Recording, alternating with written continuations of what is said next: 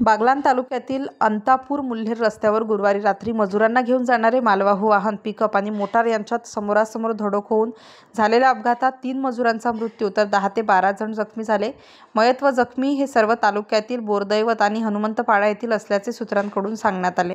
गुरुवारी रात्री 7:30 वाजेच्या सुमारास हा अपघात झाला।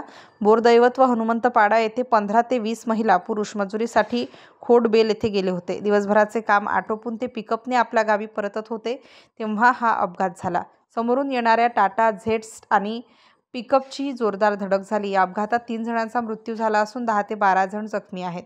अपघाताची माहिती मिळताच जायखेडा पोलिसांनी तातडीने घटनास्थळी धाव घेतली। जखमींना नामपूर सटाणा येथील रुग्णालयात दाखल करण्यात आले आहे।